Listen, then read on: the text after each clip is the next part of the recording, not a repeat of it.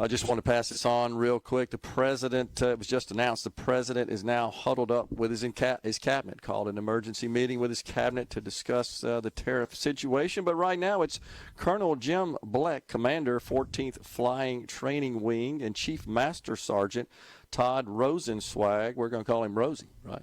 Correct, sir. You got it. So he is the command chief with the 14th Flying Training Wing.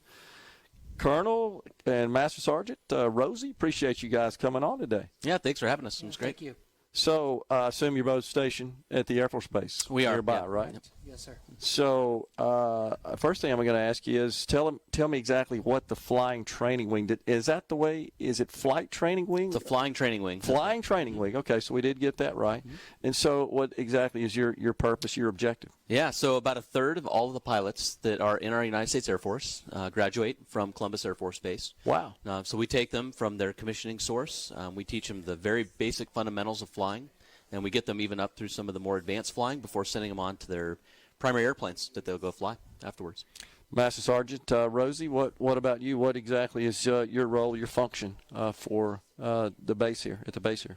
So my role is the voice of the enlisted force. So every decision that we make that affects our personnel on Columbus Air Force Base, we want to make sure that these decisions are not made in a vacuum, and we appreciate the tertiary effects of those decisions. Makes perfect sense. And, of course, I would be remiss if I didn't thank both of you gentlemen for your service and for wearing the uniform of our country. That's incredible. We are blessed to have you. So, Colonel, are you a pilot yourself? I am a pilot.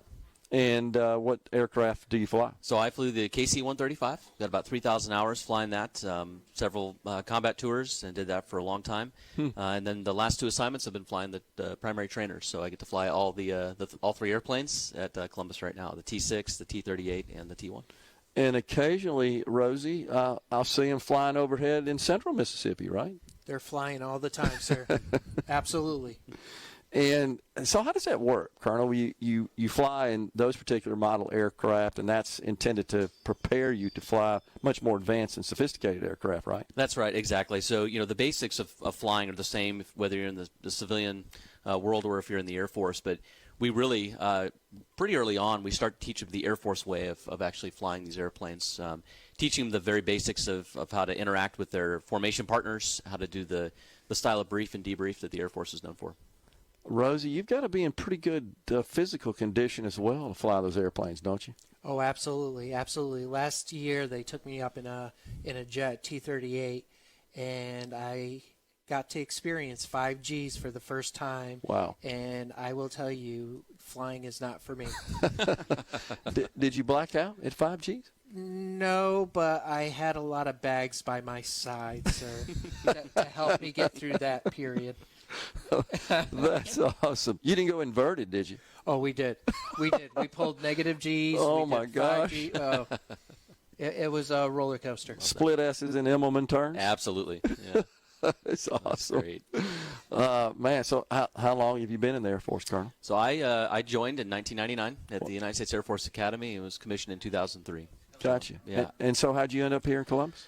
So I put my name in the hat for command opportunities, and I was lucky enough to get selected for a wing command here. And so that's awesome. My previous assignment was in also another flying training wing out in Texas, and so they wanted me to take the knowledge we had there and bring it out here. Rosie, what about you? How long you been in? So I've been in.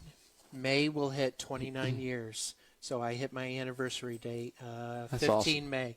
Of 29 years, so 25 remarkable years. So I got to ask you guys, did you go through Lackland?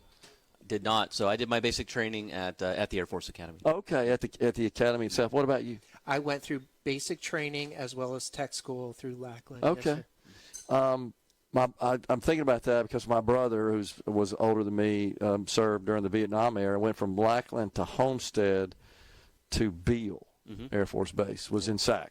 Yeah. Yeah, so I just know the base names from that. That was 50 years ago.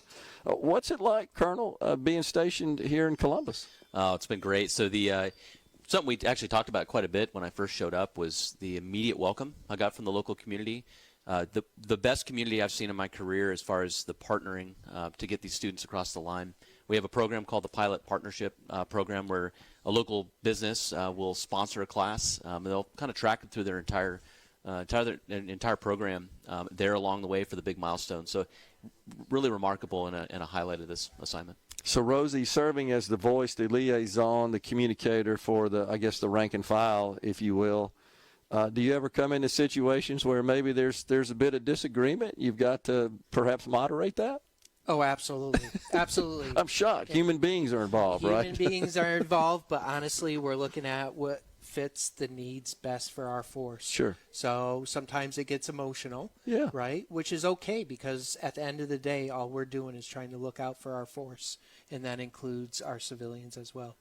Do you ever find that in communicating those needs and concerns that you run into situations perhaps with the officers that maybe they weren't aware of that, and once they find out, they want to take action and address those problems? Oh, 100%. There's usually about 3 sides to every story. There's the story that you hear about, and then when you get perspectives of other people, that starts melding into what is the third story. So we need to appreciate all sides before we move out on a decision. No doubt. Colonel, these aircraft, modern aircraft of today, incredibly sophisticated. Not only, as we were talking earlier, you've got to be in tip-top physical shape, you got to be pretty smart to fly these airplanes. Absolutely. We actually talk about this quite a bit. But there's a lot of change across the aviation community right now. The character of war has changed quite a bit. A lot of standoff systems management type weapon systems. And so we've even backed down to the basics of pilot training and started to rethink, do we need to spend as much time on the dogfighting principles? And maybe we need to start thinking through the systems aspect of warfare. It's interesting. Well, the systems aspect of flying is the most complex aspect. That's right. Absolutely. Yeah, you're trying to build situational awareness, manage all of your systems, and then also track what else is happening in the three-dimensional space. It's a wicked problem and requires a disciplined approach to training early. Rosie, what are you seeing with respect to recruiting? I mean, we need good people, right, to join up. We need good people. We need people that are ready to accept standards. We need people that are fit and have a can-do attitude.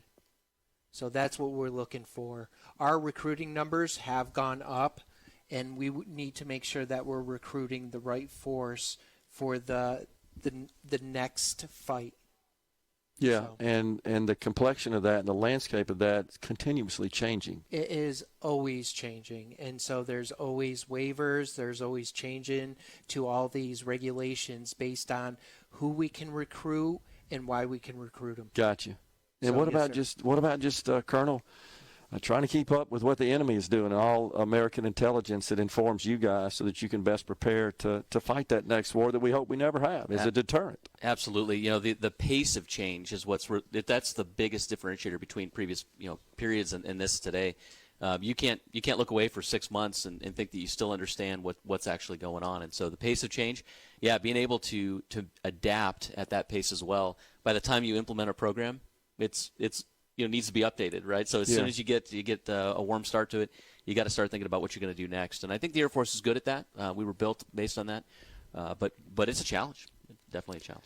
Still, without a doubt, Rosie, despite all the challenges, all the criticisms that we've seen about the U.S. military, including the Air Force, no fighting force in the world better, though. That's right. That's right. I praise our team all the time.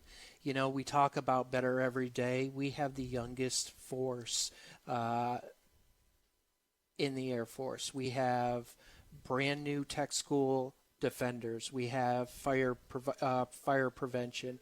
We have our air traffic control tower personnel, our RAWS personnel, all brand new, and we're training this force, and we develop them so that they can think on their toes and make the right decisions based on the scenarios at hand.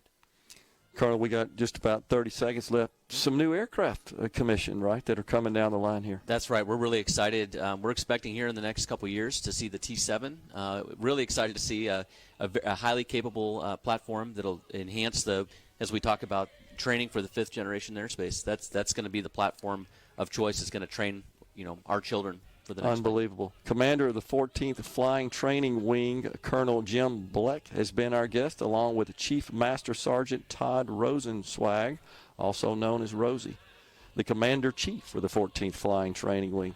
Thanks for you gentlemen again for your service to our country. Thanks for joining us today. Thanks for having Really me. enjoyed it. Yeah. Thank you. Folks, we're stepping aside for a break. We're coming right back.